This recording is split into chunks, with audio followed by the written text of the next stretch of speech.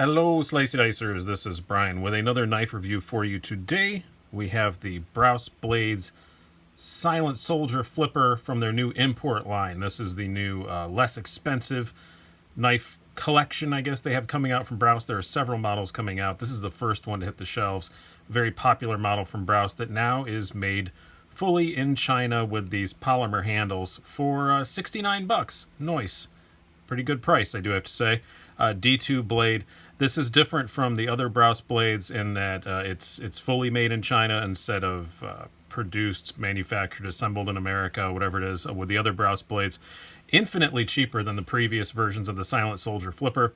Previous to this, the most inexpensive one you could get was a G10 handle model, and that was about 200 bucks, still with D2 steel blade. So now you're getting the same blade steel for only $69. Not bad at all. These are polymer handles though instead, and it does have a polymer backspacer, so there are definitely some cost-cutting measures.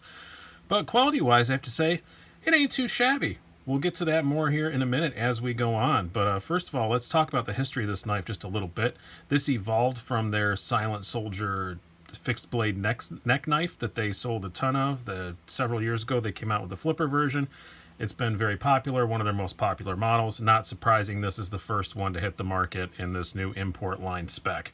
I've always been intrigued by it. As you can see, it is a very unique knife in a whole lot of ways. But I never really wanted to drop 200 bucks on one, so I was pretty eager to get one when I saw they dropped down to 69 for this new import line, and it's pretty cool. It's definitely unique. It is not. Let's just get a few things out of the way. If you're looking for something subtle, this is not it.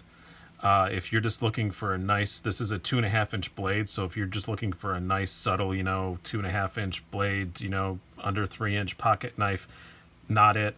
If you're looking for something that's a really small, thin, slicey blade, not it. This is 0.19-inch blade stock. If you live in a place that has a 2.5-inch blade limit and you just want the most badass thing you can get, yeah, this is probably it. This is probably it. It's a very cool knife, I do have to say. Some of the things I'm going to say in this review sound like I'm knocking on it, but I'm not. I really do like it. I've had it in my pocket for a couple days, and it's a lot of fun. It is a pretty cool little knife. Let's do some stats before we get out of the way, just to explain all this to you. You have an overall length of just 6.37 inches, so just under 6.4 inches. Blade length, as I said, dead on 2.5 inches. You have a blade thickness, as I said before, of 0.19 inches, and the thickness behind the blade is also quite thick. I got it at 41 thousandths, so still pretty thick behind the edge there. This is definitely not what you would call a slicing machine.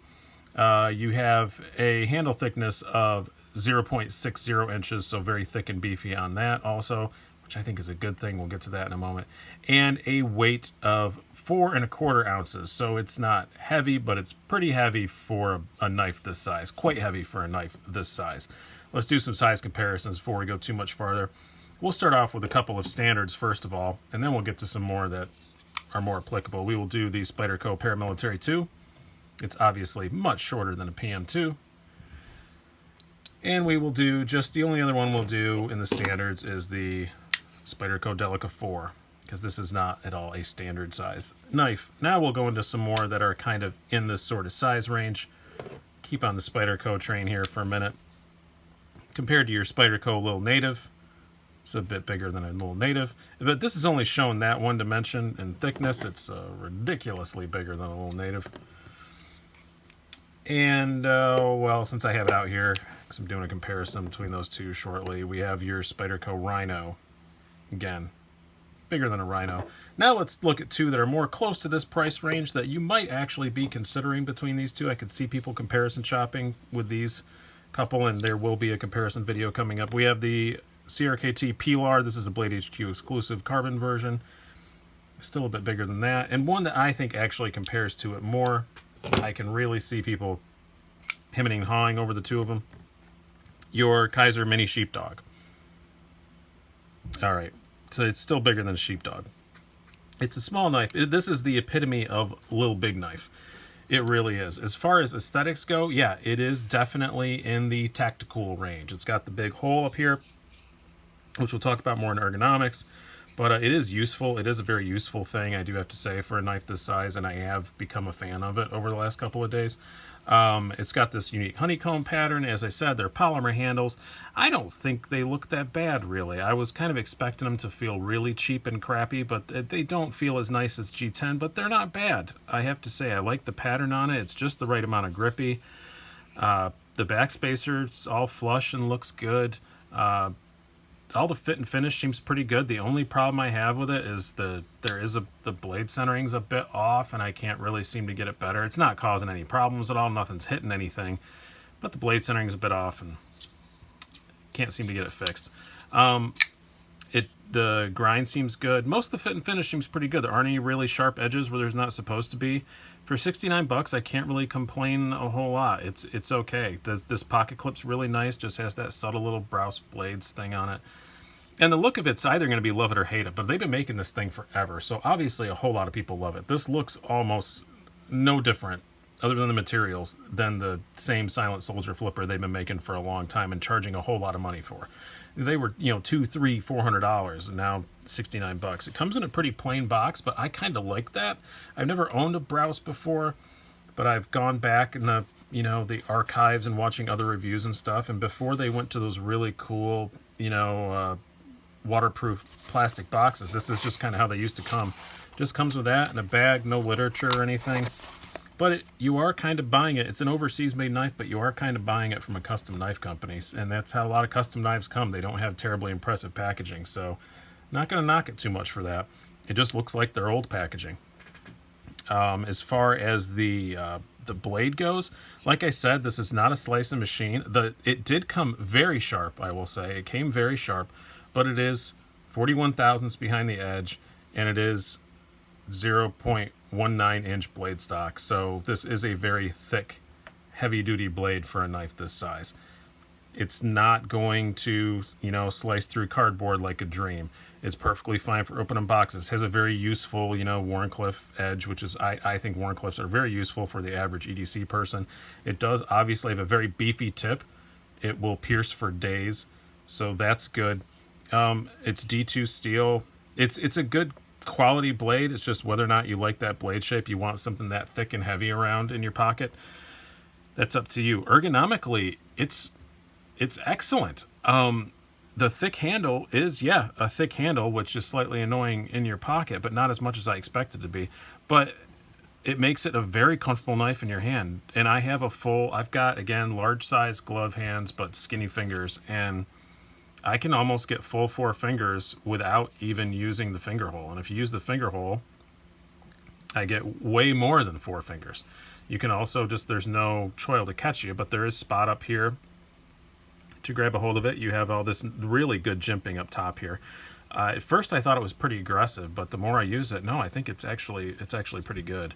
And you can grab, there's a million different ways to grab this knife in very useful positions. You can even, just kind of, I was opening a box the other day and I was trying to be really delicate and not cut what was in it, or yesterday, and I just kind of grabbed it like that. I almost wasn't even really using the handle. I just was using my middle finger to balance it like that, and it worked really well.